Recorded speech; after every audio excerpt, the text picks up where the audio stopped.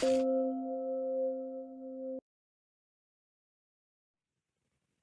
Mickey.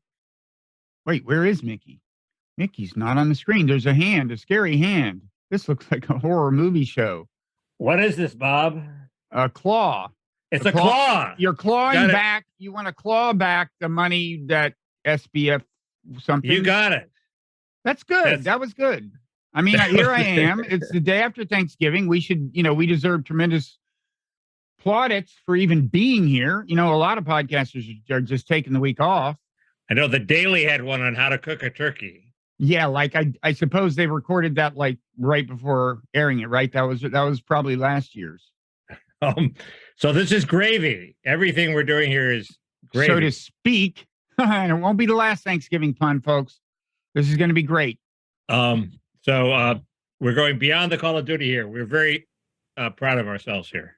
So, yeah. So I think I know what you mean, because I noticed that you motivated as you always are by your vendetta against Ben Smith, co-founder of Semafor. You've been demanding that Semafor return the money not return the money. You don't want SBF to get it.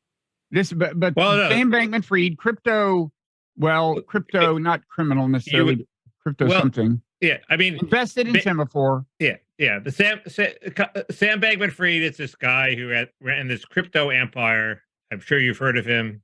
He was a big donor to liberal causes, a practitioner of effective altruism, which seems to me you get rich and give your money away. I'm sure it's more nuanced than that. That's not the original idea. We can get to that. Yeah, I was hoping you'd give me a better idea of what it is.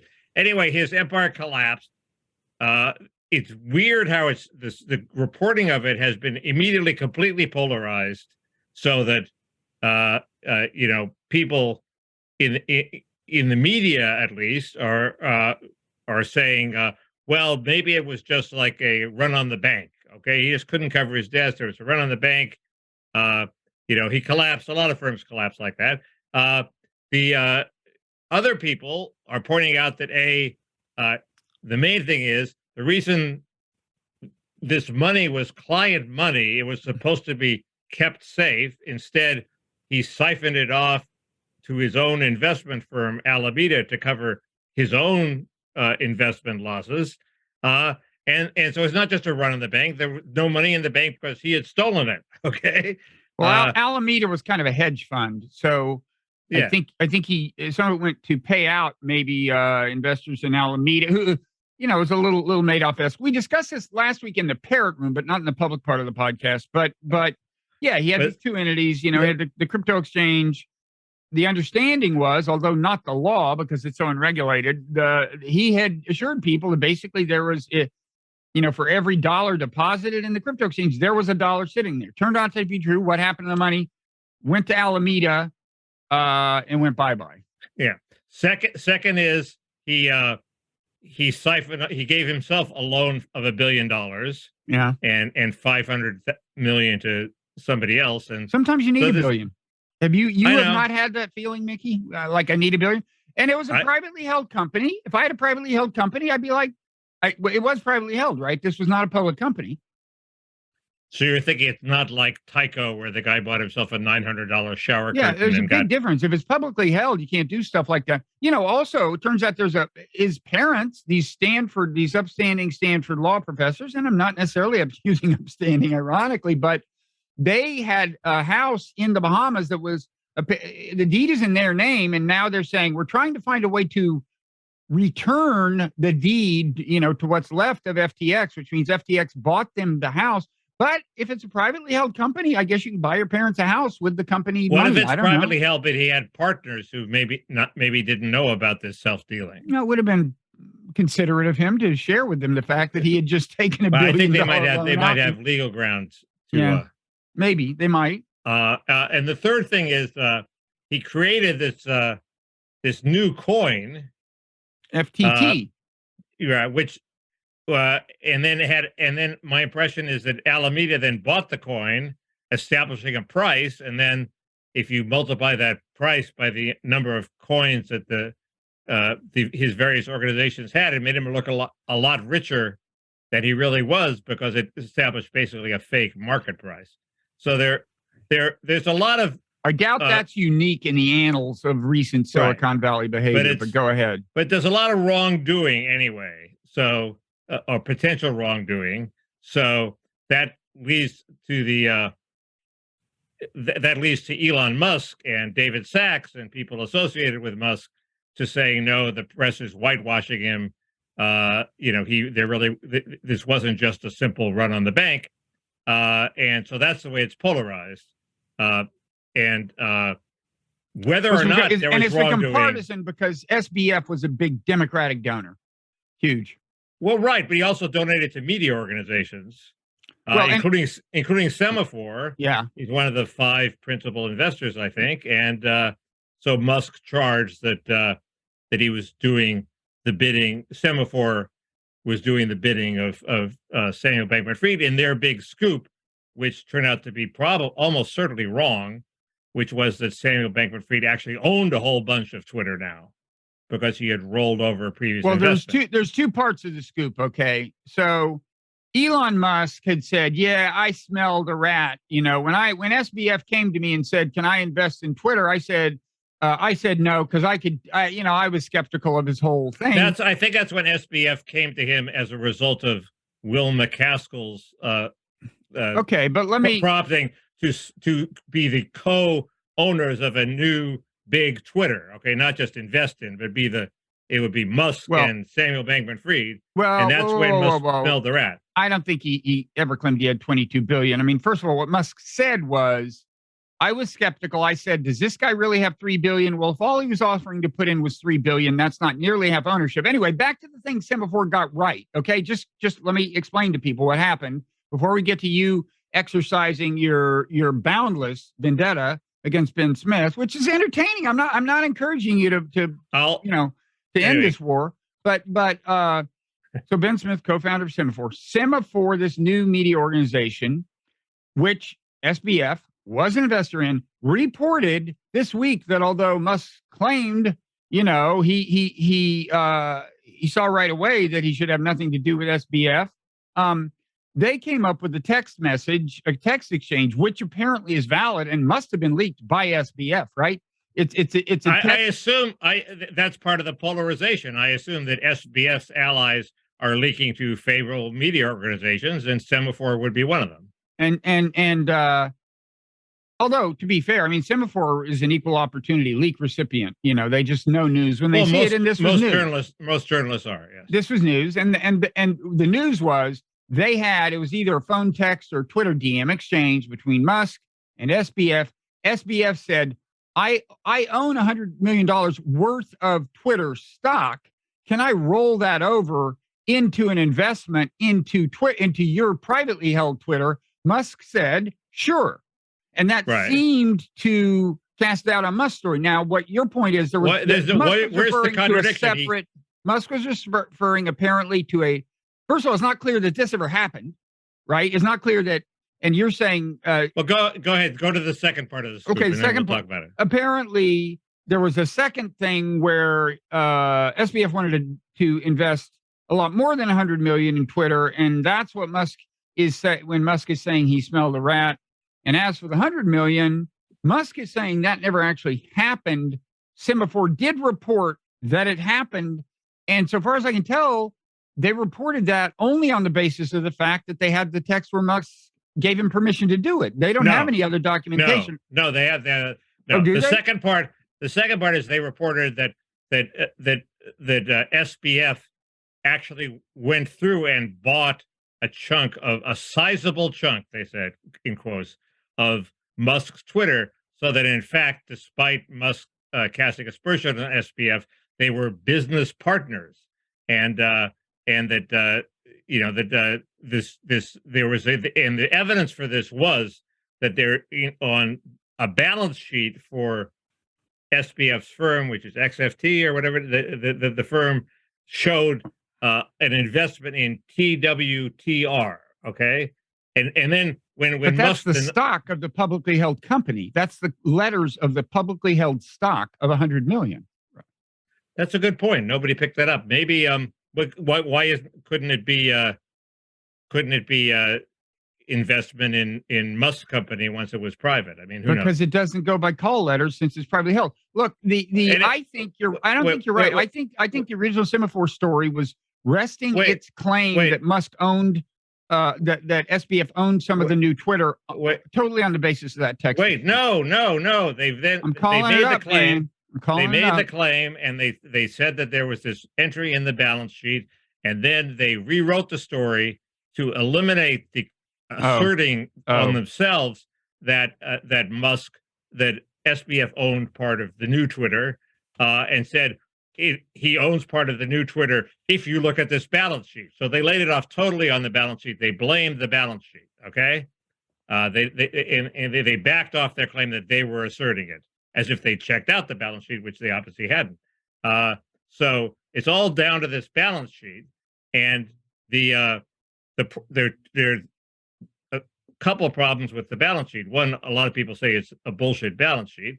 Two, as you point out, which I hadn't realized, maybe it was a leftover entry for a public Twitter stock. And three, they had issued their own coin, which was somehow linked to Twitter. Okay, it was like a Twitter-based coin, and the call letters for that were TWTR. So they could just have been issued a Twitter coin. Yes, correct. So there are links to it in my pieces, Bob, or the links to it in my Twitter feed, and other people's Twitter feeds. And this is the guy named Bill Allison discovered this, okay? And he's the main guy. He's a financial reporter. He links to this too, but he cracked what I thought cracked the code, which is this was a reference not to Twitter stock, but to this Twitter coin that they issued. And then that's what, and its call letters are TWTR, same call letters. So that entry could just refer to this coin, in which case Semafor's story completely falls apart. That part of the story that says that SBF owns part of Musk's Twitter and that they're business partners. And since Musk denied it, I think they got to have something to go against the denial. Musk says SBF owns 0%. He did not roll over his account. He also says that every shareholder in the public Twitter was invited to roll over their investment into the new Twitter because he was desperate for any money he could get. Okay, so it's not like it doesn't contradict the fact that he thought SBF was a fraud, that he invited him to invest in Twitter. Yeah, and here from the Semafor story, this kind of backs up your claim that maybe Bankman-Fried aspired to own a huge chunk. So Will McCaskill, who's been on my podcast, the EA, effective altruist, kind of almost the leader, the most prominent figure, texted Musk saying it would, quote, be easy for Bankman-Fried to commit up to $3 billion. Musk's banker, Michael Grimes, later added that Bankman-Fried was in for $5 billion and possibly up to $10 billion. Bankman-Fried and Musk later spoke on the phone. Axios reported and Semafor has confirmed. And after that conversation, which was a few days before the text message exchange, Bankman-Fried opted not to invest. So they're not claiming all Semafor is claiming happened is this $100 million, which is a drop in the bucket, and apparently didn't. Right, but they called the $100 million a sizable chunk. Well, it's to mortals like you and me, it would get. I would have to cut back on some. Twitter's worth $44 billion. $100 million is if Twitter's worth $44 billion, $100 million is not a sizable chunk. One man's sizable chunk is another man's. You're getting desperate. See, this is polarized. You're defending SBF, or maybe you're just antagonistic to me. But as ever, it's not a sizable chunk. It's in all likelihood, this Semafor is one of its first big scoops is bullshit. Okay, and it's going to collapse, and they have to figure out like a house of cards. No, it's just going to. There's only one card. They're basing it on this balance sheet, and if this balance sheet collapses, it's either in the way you suggested or the way Bill Allison suggested, it's collapsed. That SBF does not own part of Musk's Twitter. Okay, that's what they claim. And then in your dreams, at least, all of Semafor collapses. No. Ben Smith is sued by Semafor's investors, winds up in prison. No. You are the prison warden. Oops, accidents happen in prison. That's not how it happens. How it happens is that they are in more trouble than just getting this big story around. That happens to everybody. The reporter does not seem to have been especially diligent, but there's pressure. Like she didn't call Musk, try to get Musk's view of things. Okay, I wouldn't either. It's the internet. But they have a big investment from SBF. So what are they worried about? Bob? For people listening, Mickey is showing us the claw again. They're worried that the creditors of SBF might claw back that investment, leaving Semafor without a sizable chunk of its investment. Perhaps SBF provide, Semafor won't say how much SBF gave it, but what if he gave half of their money? Then they lose half their money. They're in deep trouble. Is there any legal basis for that kind of thing? I mean, once he's written the check, my impression is the claw is pretty effective. That the Madoff's creditors didn't lose much money; they clawed it all back. I know. Who'd they claw it back from? Everybody. Everybody being who? Who? I know, but I think you can do like amazing things with the claw. What do I know? Well, see, in Madoff's case, maybe it was the investors in the hedge fund who had gotten returns from the hedge fund.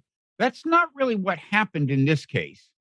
That's not what happened. These were people who had chosen to invest in a hedge fund that itself turned out to be illicit.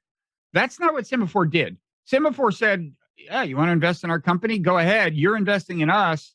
We're not investing in you. So it's a different relationship. Assuming that the money in Madoff's case was clawed back from the investors. I think if Madoff bought a condo with his money, that could be clawed back. So if SBF buys part of Semafor with his ill-gotten gains, that could be clawed back. I think. I don't know. I'm not a lawyer. So this is your dream, is that Ben Smith is merely impoverished and he doesn't have to go to prison. My dream would be that Semafor collapses very quickly as people realize, he's not opting into serving an underserved market. There's a Financial Times and The Economist to serve elite business people. And B, it's just a dream of his partner, Justin Smith. It's an ego trip on Justin Smith's part. And rich people may decide, hey, I don't really want to fund this ego trip since it's going to cost a lot of money. So you want to tell people why the creditors are not just the creditors of the Alameda hedge fund. They're the people who bought the crypto that has disappeared in XTF. Okay, they're not just investors. They're people who were told, we keep your crypto safe, and he didn't keep it safe, so they can claw back, I assume. Well, although I don't know that they are legally protected, he had made the claim on Twitter that we will not invest your money, and maybe had made other claims that certainly suggested very strongly that for every dollar invested in the exchange, there'd be $1 there if they ever wanted to get it back. They're not going to do anything with it.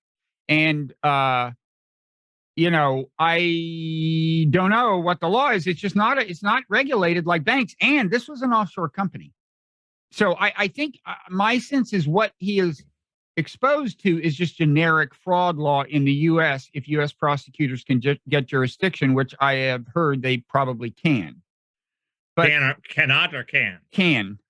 Yeah. That's the one interview I heard with somebody who seemed knowledgeable, said, yeah, they can probably get jurisdiction. They didn't even mention that it would be generic fraud laws. That's my surmise. But Mickey, don't you think you should tell us why you have this vendetta against Ben Smith that keeps you up every night? Well, that was what I wanted to talk about next. There are two Smiths who run this outfit, Semafor. And again, this is sort of a sidelight to the SBF scandal. The main scandal is all the other people he invested in and all the other people he scammed. And the way it's been polarized. And are you stalling? But anyway, Semafor is part of two Smiths. Ben Smith, who is a reporter, he did a very good job as the media columnist for the New York Times. He's a good guy. Didn't he write a really good piece on you once? He's a nice guy. Well, and the second one is Justin Smith, who is a longtime publisher in the Atlantic magazine world, who always wants to cater to the elite audience. He's most he's a velvet rope guy, as you put it before. He's a velvet rope guy. Okay, anyway. So my main beef is actually with Justin Smith. I don't like such bullshit. I don't like the That's such bullshit. Wait. I read the Ben Smith wrote a hit piece on me for BuzzFeed. Thank you. And I reread it. It's like that dress. Remember that dress? It was either blue or silver, depending on how you looked at it. I read the piece yesterday. And it seemed fine. You could either say Mickey Kaus is totally crazy or just kind of crazy. It depends on how you read the piece. No, the piece was either if you just read the words of the piece and didn't go for the undertone. Right. The words of the piece said Mickey Kaus, he's living in Venice. He's not really blogging anymore. His friends think he's crazy. No, what's the word? Kind of crazy. Some word for out of his mind. Really, really crazy. Anyway, he's and they wish he'd go on to another topic from immigration, but this is why he's doing it, and he's drifting toward Trump, and that's the way it is. Okay, the undercurrent was, and so you read that, you say, okay, I don't think he really got me, and he missed the big story, which was not that I was poor; it's that I wasn't not writing my blog. I wasn't poor because I was not writing my blog. I was not writing my blog because I'd inherited some money and I was not poor. Okay, so it was like he completely got the main story. No, but wrong. The story wasn't about money. It was about you becoming a nutty Trump supporter, Mickey. But I hadn't become a nutty Trump supporter yet when he wrote it. Well, then it was prescient. So we should give him credit. We should be hailing him. We should be celebrating Ben Smith. Anyway, you nailed it, Ben. The undercurrent, which was the cue to his left-wing followers from BuzzFeed, is Mickey Kaus is being punished for his incipient Trump support by being poor and being forced to live. He's at the end of his rope, at the end of the line in Venice, as my friend Ben said, it portrayed you as a racist dumpster diver. Okay, that was like, and so that people could like crow about how, but that part. And you're saying they got the dumpster diver part wrong. Yeah, that was the central part of the piece, was how poor Mickey Kaus was, which I didn't pick up on. Every other time I read the piece, I don't pick up on that, but a lot of other people did, and so that was the central theme of the piece, and it was 100% wrong. Okay, so anyway, the third paragraph says he has a small apartment in Venice, and he has his battered Z car parked outside. The apartment was 1,000 square feet. That's in Venice. That's a big apartment, and the Z car was my second car, Bob. I had another car. So you had two cars at the time? Yeah, one man, two cars. You had three cars. Two and a half. I owned my mother's old Volvo, my old Z car, and the car I actually drove. Ooh, he really missed a huge chunk of you being a racist dumpster diver, man. He didn't mention the other two cars. Anyway, every other time I read the piece, I'm not that pissed at Ben Smith anymore. The small apartment thing, which it shows how he sort of makes up a fact to fill in a hole in his narrative, since he didn't see the apartment. He saw the exterior. He didn't really know if it was small or not, but hey, anything to fill in the narrative. So that's the sort of sloppy journalist he is. He is a sloppy journalist, as the Semafor thing shows.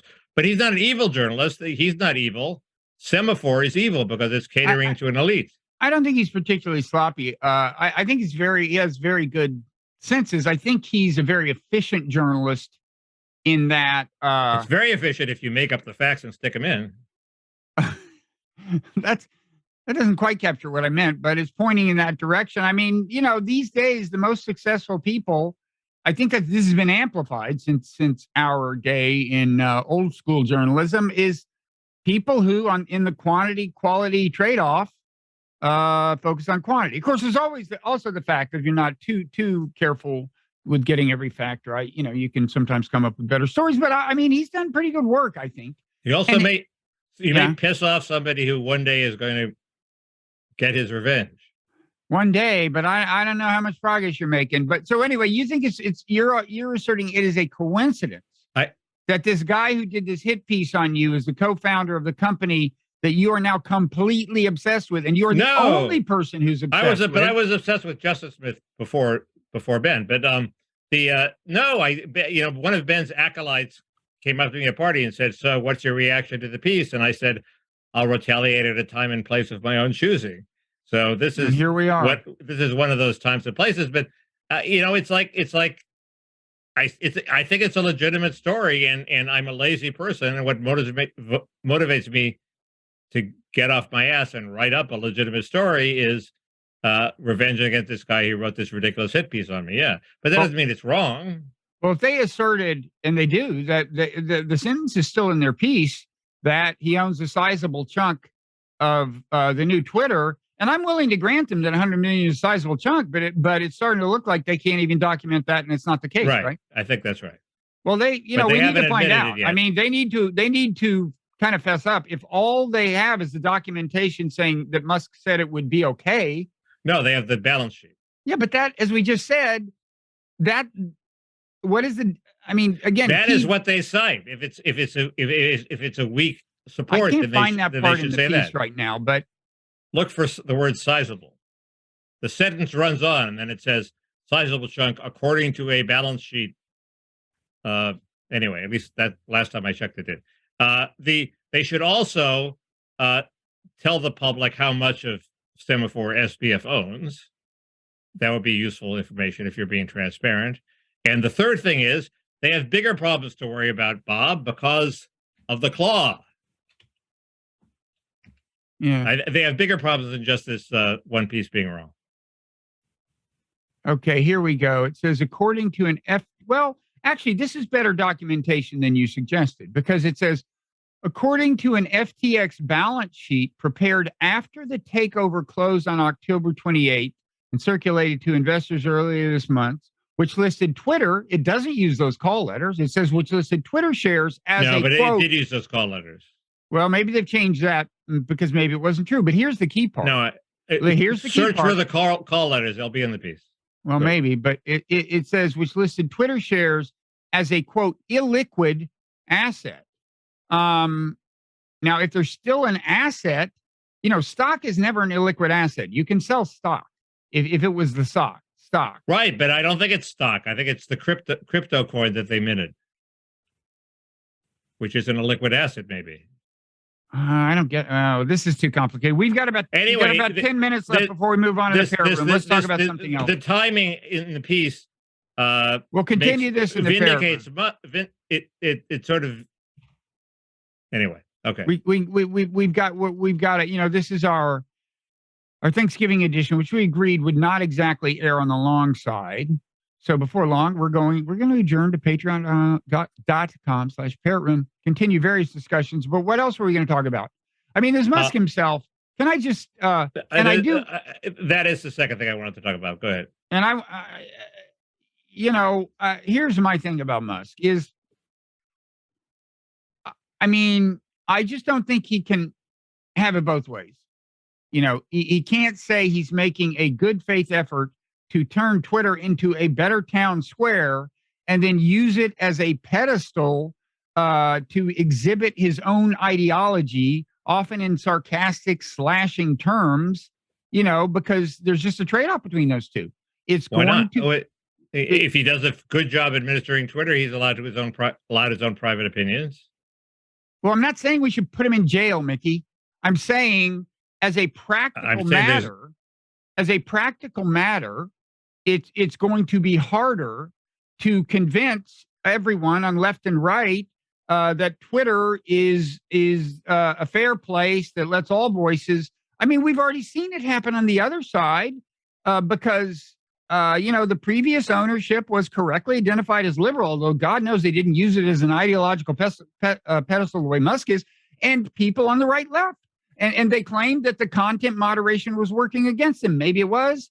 But the point is, if the ref that you're working is constantly preaching one ideology, that's just going to exacerbate the problem of keeping people on board. I agree. It creates problems for him keeping the left people on Twitter. Well, that's part of it being a town square, isn't it? He shouldn't do it.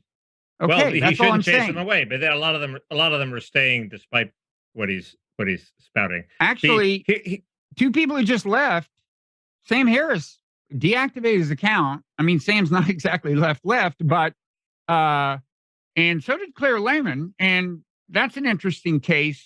I don't know exactly what her story is. I thought Claire Lehman was suspended from Mastodon. No, I heard. Maybe you're right. Wait. Chris Kavanaugh of Decoding the Gurus said that both of them were off. I don't know, but look, it's obviously there is tension between these two things. Yeah, but here's my line. Here's my line. Okay, I'm giving it away for free, even though we're approaching the time limit.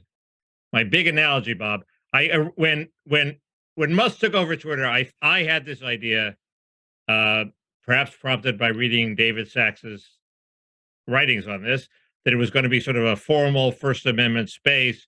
He was going to respect everybody's right to be on Twitter unless they did something that was, not constitutionally protected by the First Amendment. So, like libel, if you libel the Sandy Hook parents, you can get kicked off. Okay, right. And if you incite actual physical harm against people, you can be kicked off. Okay, but other than that, if you're irresponsible or even if you're a racist, you can't be kicked off. Racism may be a gray area. Anyway, that's not what it is, because obviously he does.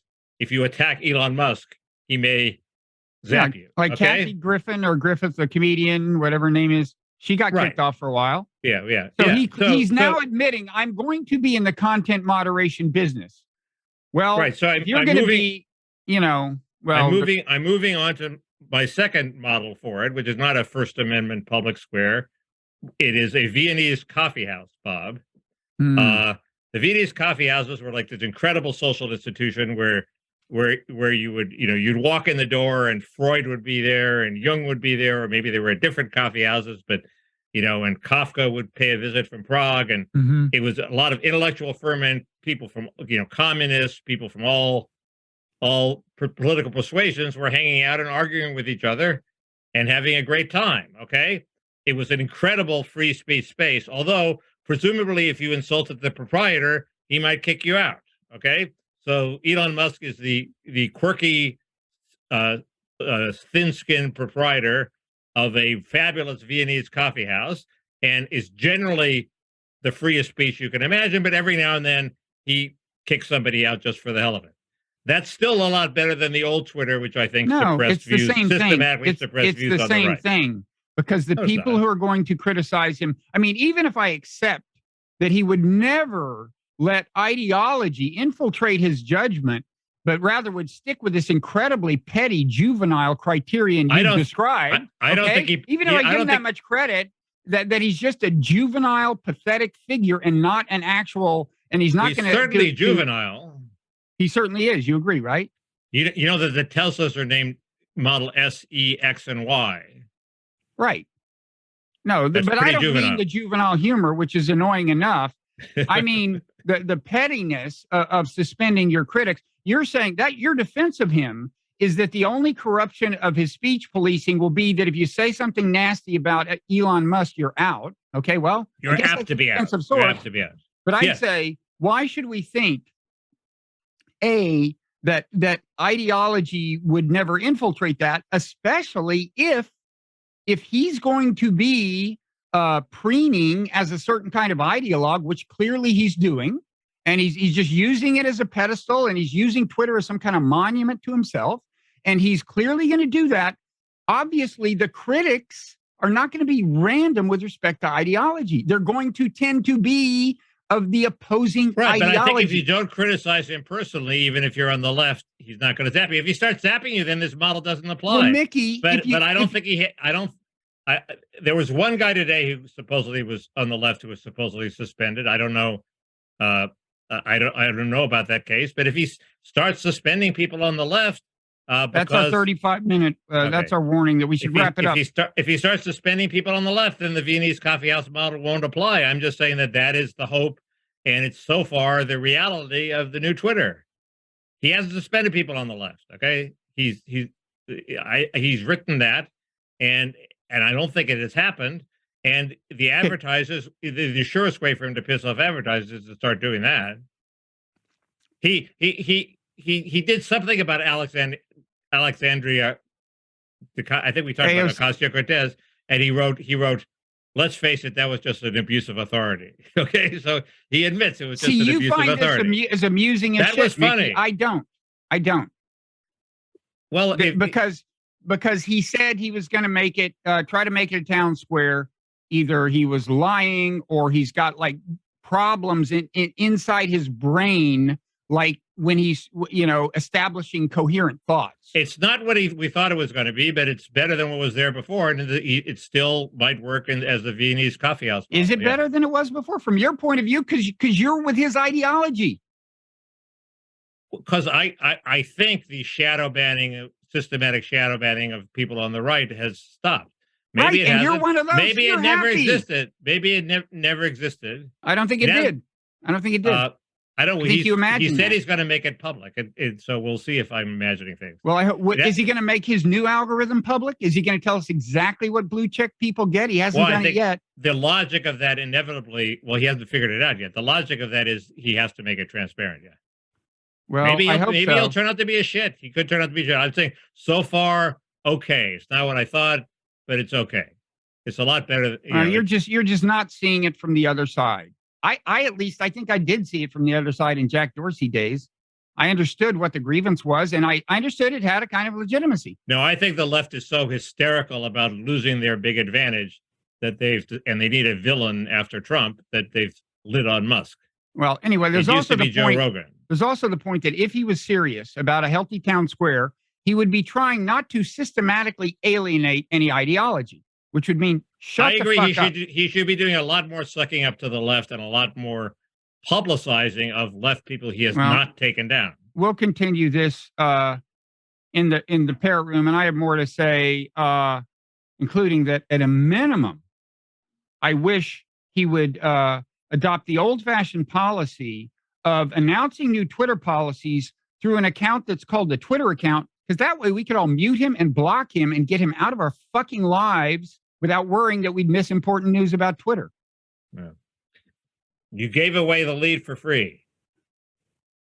That was my lead? Big mistake. You gave away your big rants. Maybe you have more rants. I'm not stopping. It's so annoying. It is so annoying. Okay. We will continue quickly on Ukraine. I also want to talk about the thing. I don't think we talked. Did we talk much about the Polish missile last week? Although it had just happened. I think we did. Well, I have more to say because I wrote a piece about it in Nonzero, and we'll talk about Ukraine a little in the parrot room. Patreon.com/parrot. And look, I'm sorry. I get excited. I shouldn't get this excited. It's so annoying. Well, he's just more like Trump than I had realized, which is why I want this policy of just mute him, just ignore him.